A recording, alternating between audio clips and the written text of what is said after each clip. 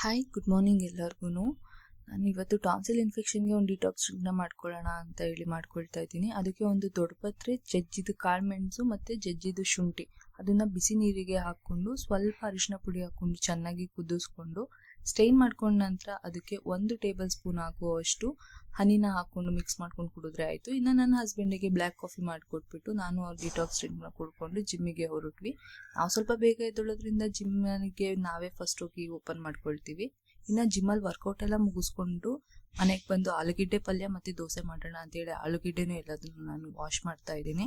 ಗೆಡ್ಡೆನ ಬೇಯಕ್ಕೆ ಇಟ್ಕೊಂಡು ನಾನು ಆಲೂಗೆಡ್ಡೆ ಪಲ್ಯಕ್ಕೆ ರೆಡಿ ಮಾಡ್ಕೊಳ್ತಾ ಇದ್ದೆ. ಇನ್ನು ಅದು ಬೆಂದಾದ್ಮೇಲೆ ನನ್ನ ಹಸ್ಬೆಂಡ್ ಬಂದು ಪೀಲ್ ಮಾಡಿ ಕೊಟ್ಟರು. ನಾನು ಆಲೂಗೆಡ್ಡೆ ಪಲ್ಯಕ್ಕೆ ಎಲ್ಲ ಏನೇನು ಬೇಕು ಅದಕ್ಕೆ ಒಗ್ಗರಣೆನ ಮಾಡ್ಕೊಂಡು ರೆಡಿ ಮಾಡ್ಕೊಳ್ತಾ ಇದ್ದೀನಿ. ಸ್ವಲ್ಪ ನೀವು ಸ್ವೀಟ್ ಪೊಟ್ಯಾಟೋನ ತಗೊಳ್ಳಿ, ಆಲೂಗೆಡ್ಡೆ ಪಲ್ಯ ಮಾತ್ರ ತುಂಬ ಚೆನ್ನಾಗಿ ಬರುತ್ತೆ. ಇನ್ನು ದೋಸೆ ಹಿಟ್ಟು ಕೂಡ ಅಷ್ಟೇ ತುಂಬ ಚೆನ್ನಾಗಿ ಉಬ್ಬಿ ಬಂದಿತ್ತು. ಅಕ್ಕಿ ಅವಲಕ್ಕಿನ ಸೆಪ್ರೇಟಾಗಿ ತರಿಯಾಗಿ ರುಬ್ಕೊಂಡು ಉದ್ದಿನಬೇಳೆ ಮೆಂತೆ ಕಡಲೆಬೇಳೆನ ನೈಸಾಗಿ ರುಬ್ಕೊಂಡ್ರೆ ಈ ರೀತಿ ಹಿಟ್ಟು ಬರುತ್ತೆ. ಇನ್ನು ನಾನು ಎಷ್ಟು ಬೇಕು ಅಷ್ಟಕ್ಕೆ ಮಾತ್ರ ಸೆಪ್ರೇಟಾಗಿ ಎತ್ತಿಟ್ಕೊಂಡು ಉಪ್ಪು ಹಾಕ್ಕೊಂಡು ನಾನು ದೋಸೆ ಮಾಡ್ಕೊಳ್ತೀನಿ. ದೋಸೆನೂ ಅಷ್ಟೇ ತುಂಬ ಕ್ರಿಸ್ಪಿಯಾಗಿ ಚೆನ್ನಾಗಿ ಬಂದಿತ್ತು.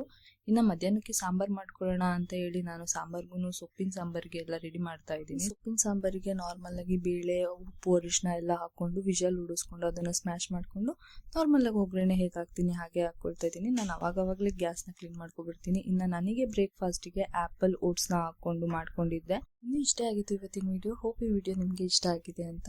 Thank you all.